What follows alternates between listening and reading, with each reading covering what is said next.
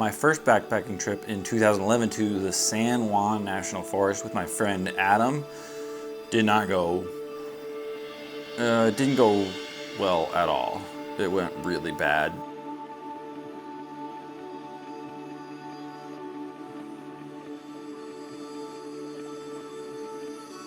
Altitude sickness is something not to be taken lightly. So my friend Adam and I, we live in Kansas City, and we decided to take his Jeep Cherokee, his old beat up Jeep Cherokee, to the San Juan National Forest. This was our very first backpacking trip ever. So I started researching all this backpacking gear. I got a membership to REI, bought the gear, spent a lot of money on nice gear. I bought 2 backpacks, 2 of everything basically, a setup for 2 people, so that someone would go with me. So I convinced Adam to go with me, and he decided he'd be down. So this was both of our very first backpacking trip, and we knew nothing. We probably knew less than nothing. I had all these grand ideas of how I thought backpacking was gonna go, how I thought that the trail was gonna be, the weather was gonna be like. I thought I knew, I thought I was prepared. I had all the gear. I paid a lot of money in gear. Technically really well prepared as far as equipment, but my knowledge was 0. And Adam's knowledge was 0. So 2 of us drove to this trailhead, which was at about 11,000 feet, and it was absolutely beautiful. We were just in awe of the entire place. It took us once we got to the forest road, it took us an hour and a half to go up these switchbacks, this rugged road. We finally get to the trailhead.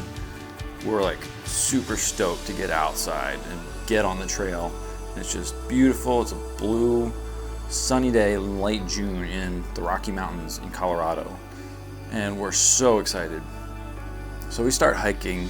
Didn't realize there would still be some snow up high in the alpine above the tree line. And we quickly lost the trail, which seems to be something that I do often. We lost the trail. Didn't realize it kind of just followed the ridge line, but we decided to just keep going as close to the trail as we knew. I had the topographical maps. I was looking at the trail. I was like, well, I don't want to walk through snow. Let's go a little lower altitude parallel to the trail. So we did that, and it was pretty easy going. We were pretty close to tree line. It was open meadows, sparse trees, a few runoff streams here and there, nothing crazy, nothing we couldn't do. At about 2 miles in, I start having a headache and feeling a little bit dizzy. Adam is also feeling the same, but doesn't tell me, and I don't tell him. And we get about 3 miles in, and my headache's of course worse. I'm dizzy, I'm tired. He's also having the same. He's also having he's got a really fast heart rate at this point. And we hadn't really eaten anything, and we hadn't had any water. And so we keep going a little bit farther, and I'm like, we just can't go on any farther. And we're at the point in the trail where it goes back down the mountain to cut up another ridge. And we knew that we couldn't keep going without taking a break, without drinking some water. So we stopped there. We were just completely exhausted. We had altitude sickness, which we did not know. So we stopped, set up camp, and literally we are completely incapacitated at this point. Adam can't do anything. I can't really do anything. I can't do anything for Adam. He can't do anything for me. So second mistake, we had 40-degree sleeping bags, which I assumed would be okay because it's late June. It's starting to get really warm. I'm from the Midwest. It's really warm by late June in the Midwest. Not so in the high alpine in Colorado in late June. It was definitely below 40 degrees. And we were not prepared for that. We were not even prepared for cold weather, I don't think. I might have had a rain shell and a flannel and some shorts. We just weren't prepared. So we both kind of just go to sleep. It's probably 4 in the afternoon at this point. We go to sleep because that's all we can do. We're just so tired. We still don't have any water because I would have had to pump it. Go to sleep. I wake up about 2 hours later. The sun's still out, of course, so it's kind of like, this sucks. What are we gonna do? We have a lot of daylight left, and we definitely can't keep going down this trail. Adam wakes up soon after, and he's just freezing and still has his heart is still racing. That's not good. This is not a good situation to be in. I don't know at the time it's altitude sickness, but we're deep into it. You know what, bro? Take my sleeping bag. So he has 2 40-degree sleeping bags, which is not great. It's not a lot of warmth. We layer up everything that he possibly can. I let him just go to sleep because I'm worried about his heart rate just racing. So I have a little bit of energy now that I've slept a little bit. Still have a headache, still dizzy. I go make some dinner for us and some water before he goes to bed. I pump some water. He goes to sleep and I have to stay up all night, which was incredible, but I was so tired in the morning. Overnight was incredible. I got to just build a fire. Of course, we're in the National Forest, you know, and the fire warning was low, so the fire danger was low. So we built a fire. I built a fire right on this ridge overlooking this beautiful valley in the Rockies. So I had a fun night. I was so tired. Adam finally wakes up probably around 6 a.m. as the sun's coming up. I get to watch the sunset. There's snow on the peaks, snow around me. Just absolutely amazing watching this entire scene, but I'm just beyond exhausted. So Adam finally wakes up and I take over. I grab the sleeping bags and I go to sleep for a few hours while he waits. My first backpacking trip was a hard lesson in what not to do, what not to rely on. You know, don't assume that you know what's going to happen. Always be prepared for the worst. We ended up going back to the Jeep, going into Durango and getting a hotel for the night, and then we just left.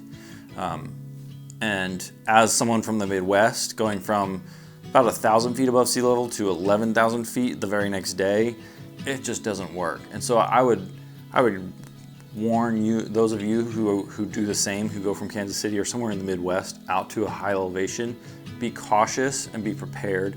Definitely take a lot of water and eat a lot of snacks. That was my first experience with backpacking, and it was a really good lesson. Several times throughout the trip, I was like, what the heck am I doing here? Why am I doing this? I'm miserable. I don't even want to be here anymore. It's beautiful, but who even cares? And then of course, 2 weeks later, you're like, man, that was awesome. I want to go back. I don't care how bad it was. It was amazing. And it's a story I get to tell, you know, for the rest of my life. My first backpacking trip, it was awful, but it was fun. I soon realized I don't need certain gear that I had bought. I bought several sleeping bags, you know, rated for different temperatures. I bought a 40, I bought a 0, I bought a 30, I bought a liner, and soon I realized what I would need and what I wouldn't need. So I kind of returned the things back when REI allowed you to return things because you wanted to return them, which was awesome until they changed that, and really started to narrow down my equipment list, what I needed. I've now been backpacking successfully for 8 years or so. Done a lot of trips, done a lot of kayaking, canoeing, some climbing, some snowboarding, outdoor things. I love to be outdoor. Spent a lot of time and a lot of money on equipment, on getting there. If you're just starting out in backpacking or car camping or whatever it is, outdoor activities, just be prepared and do research, but always be prepared for the worst situation, because you're gonna run into a lot of things that don't go perfectly. Chances are you're not gonna die, but you will be uncomfortable and you'll need to change your plans last minute a lot of times. Don't let that discourage you. Just keep going and have fun doing it. Through this series, we're gonna look at a lot of equipment that I've found to be good and at a good price point, and we'll look at things that I've found to be helpful for me anyway, in my 8 years now of experience in the outdoors. I'm gonna help you guys out with, you know, what gear you should bring, what food is really good for packing, what food is easy for car camping. We're gonna look at a lot of different things, and I'm gonna even take you some places and show you some really cool spots that you can go. You don't have to drive 9 hours to the Rockies. There's places an hour away from you, no matter where you live. There's definitely a state park, a state forest, a national forest. There's probably something within your range. So I would encourage you, just get outdoors and have fun.